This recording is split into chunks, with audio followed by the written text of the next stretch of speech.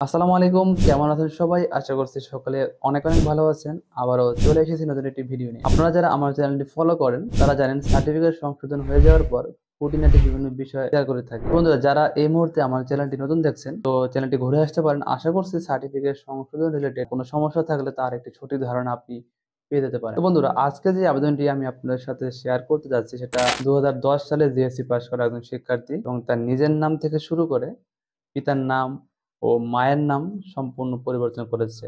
তো নিজের নাম ও বাবার নামে ছিল আংশিক পরিবর্তন, মায়ের নাম কিন্তু সম্পূর্ণ পরিবর্তন। বন্ধুরা, এই ভিডিওতে এই আবেদনের পুরো বিষয়টি শেয়ার করব। তিনি কতদিনে কারেকশন করলো এবং কি কি পেপারস তাকে সাবমিট করতে হলো এবং এই আবেদনে আপনি জানতে পারবেন তার কি ধরনের কারেকশন। চলুন তাহলে আর কথা না বেরিয়ে শুরু করছি আমাদের ভিডিওর মূল পর্ব। তো বন্ধুরা, প্রথমেই আপনাকে ঢাকা বোর্ডের ওয়েবসাইটে আসতে হবে যদি আপনি ঢাকা শিক্ষা বোর্ডের একজন শিক্ষার্থী হয়ে থাকেন। আসার পর এখান থেকে নাম কারেকশনের যে অ্যাপ্লিকেশন সিস্টেম রয়েছে আমরা জানি, সেটা হচ্ছে নাম ও বয়স সংশোধন। আপনাকে প্রথমত এই অপশনে আসার পর এখান থেকে ক্লিক করে আপনি যে অ্যাপ্লিকেশন আইডিটি রয়েছে সেটা এখানে আপনি লগ ইন করবেন বা সর্বশেষ অবস্থায় আপনি আসবেন। আসার পর এখান থেকে সর্বশেষ অবস্থায় ক্লিক করবেন, দেন আপনার আইডি পাসওয়ার্ড দিয়ে লগ ইন করার পর তাহলে কিন্তু যদি আপনার আইডিটি কারেকশন হয়ে গিয়ে থাকে তাহলে আপনি এমন একটি ইন্টারফেস এখানে দেখতে পারবেন। অ্যাপ্লাই ফর ডকুমেন্ট এবং প্রিন্ট অর্ডার দুটি অপশন যখন আপনি অ্যাক্টিভ অবস্থায় পাবেন তো আপনি ধরে নিতে হবে আপনার আবেদনটি কারেকশন হয়ে গিয়েছে। তো অনেক ক্ষেত্রে দেখা যায় যাদের অ্যাপ্লিকেশন রিজেক্ট হয় তাদেরও কিন্তু অ্যাপ্লাই ফর ডকুমেন্ট অপশনটি অ্যাক্টিভ থাকে, বাট প্রিন্ট অর্ডার এটা কিন্তু হিডেন থাকে। এবং নিচে এখানে এসে ক্লিক করার পর এখানে কিন্তু আপনি মূল যে গ্যাজেটটি আপনার আবেদনটি যে না করা হলো সেটি লেখা থাকে স্পষ্ট ভাষায়। ওকে। তো বন্ধু, আপনারা দেখতে পাচ্ছেন এখানে কিন্তু অলরেডি প্রিন্ট অর্ডার এবং অ্যাপ্লাই ফর ডকুমেন্ট দুটি অপশন এখানে অ্যাক্টিভ রয়েছে।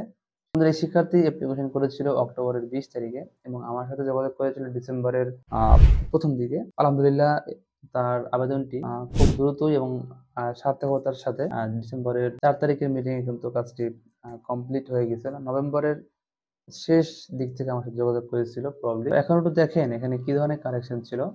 শিক্ষার্থীর নাম, বাবার নাম এবং মায়ের নাম সম্পূর্ণ পরিবর্তন এই কারেকশনটি ছিল। এবং তিনি ডকুমেন্ট হিসেবে যা সাবমিট করেছিল তার জন্ম নিবন্ধন, পিতার আইডি কার্ড, মাতার আইডি কার্ড, এই পেপারসগুলো সাবমিট করে মিটিং এসে তিনি অ্যাপ্রুভাল নিয়ে নিয়েছে এবং তাকে মিটিং এ সমস্ত অরিজিনাল পেপারসগুলো শো করতে হয়েছিল। আপনারা অনেকে একটু ভুল করেন যে মিটিং এ চলে আসেন, আপনাকে যে মেসেজটি দেওয়া হয় সেই মেসেজটি আপনি ভালো করে না পড়ে কিন্তু মিটিং এ চলে আসেন। ওখানে কিন্তু স্পষ্ট ভাষায় লেখা থাকে আপনার অরিজিনাল সকল সাপোর্টিং পেপারস আপনাকে নিয়ে আসতে হবে। এখানে কিন্তু ডকুমেন্ট বলতে আপনার যে সার্টিফিকেট, যেই সার্টিফিকেট গুলো কারেকশনের জন্য আপনি আবেদন করেছেন সেই সার্টিফিকেট গুলোর মেইন কপি, এগুলো ভুল আছে আর কি, এগুলো অবশ্যই আপনাকে মিটিং এর দিন নিয়ে আসতে হবে। আপনারা অনেকেই এখানে মিস্টেক করেন, আপনার ডকুমেন্ট না নিয়ে চলে আসে। তো ডকুমেন্ট যদি শো করতে না পারেন আপনি কারেকশন কিন্তু কখনই আপনি করতে পারবেন, এই জিনিসটি মাথায় রাখবেন। তো বন্ধুরা, আপনাদের যদি এই ধরনের কোনো প্রবলেম থাকে যে আপনার নাম কারেকশনের আবেদন করেছেন এখনো মিটিং এর মেসেজ আসতেছে না বা মেসেজটি খুব দ্রুত দরকার, তাহলে অবশ্যই আপনি আমার সাথে যোগাযোগ করতে পারেন। আর এর জন্য আমার ভিডিওর ডিসক্রিপশনে দেওয়া একটি হোয়াটসঅ্যাপ নাম্বার দেওয়া থাকবে, যেখানে আপনি যে কোনো সময় মেসেজ করে যোগাযোগ করতে পারবেন। এছাড়াও আমার একটা ফেসবুক পেজ আছে, ফেসবুক গ্রুপ আছে,